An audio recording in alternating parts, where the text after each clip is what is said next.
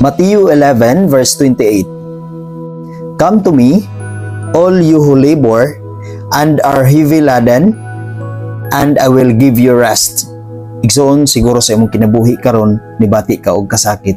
Sa imong kinabuhi karon nibati ka og kaluya, naka-encounter ka og mga pagsulay, mga kasakit sa kinabuhi, mga dili maayo nga hunahuna, mga dili maayo nga na-encounter, mga hunahuna nga mo'y nakapasakit kanimo, hunahuna nga mo'y nakapahimo kanimo nga dili komportable sa imong kinabuhi nini nga kalibutan.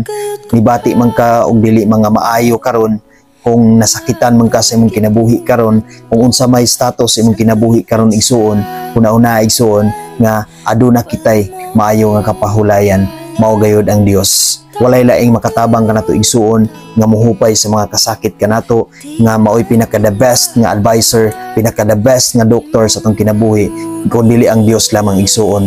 Kay ingon siya nga duol kamo kanakong tanan, kamong tanan nga gikapuyan o gibug-atan, kay papahulayon ko kamo. Igsuon ang Ginoo andam gayud nga mutabang kanato. Naa kanunay ang Dios igsuon nga willing mo advise kanimo, willing mo comfort kanimo, willing nga mohupay sa kasakit kanimo karon. Kung igsuon, kung unsa may status imong kinabuhi karon, kung unsa man ang mga kasakit nga imo karong na feel, igsuon huna-huna nga adunay Dios nga andam gayud nga mo comfort kanimo. Kung aduna may panahon igsuon nga nibati ka og kasakit sa imong kinabuhi, kung aduna may panahon nga down ka kaayo sa imong kinabuhi, paduol gayud kanunay sa Ginoo igsuon. Ayaw paduol sa mga tao igsuon nga i-advise lang ka o i-comfort lang ka pinaagi sa botilya o sa baso, kundili katong tao igsuon nga i-advise ka pinaagi sa mga nasulat diha sa Biblia, kung unsaon pagkinabuhi, kung kinsa ang tinuod nga duulan.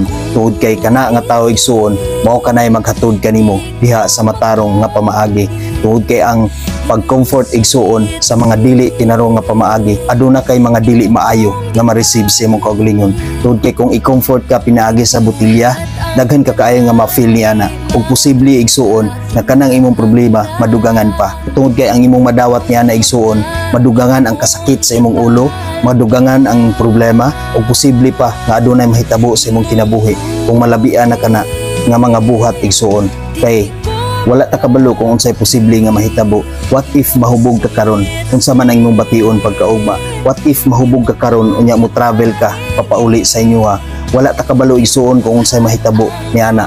Mong igsuon mas maayo gayud nga ang mo comfort kanato kadtong mga tao nga duol sa Ginoo, kadtong mga tao nga ang iyang i-advise kung unsaon pagkinabuhi nga matarong nakahimutan diha sa Ginoo. Ug pinaka the best na igsuon, adto kita mo duol sa Ginoo kung aduna kitay mga problema, kung aduna kitay mga kaluyahon sa kaugalingon. Tungod kay ang Ginoo mao gayud ang matindanon nga mohupay sa kasakit sa tong kasing-kasing. Bisan unsa pa kana kasakit igsuon, bisan unsa pa kana kabugat ang atong problema nga atong gibati, bisan unsa pa kana ang atong na-encounter, apan kung si Lord na ang mutabang ug mulihok sa atong kinabuhi, walay dili maayo diha sa Ginoo.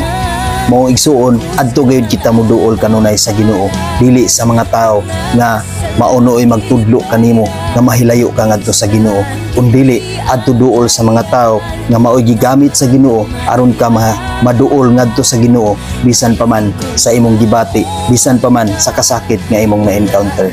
Amen. God bless sa tanan.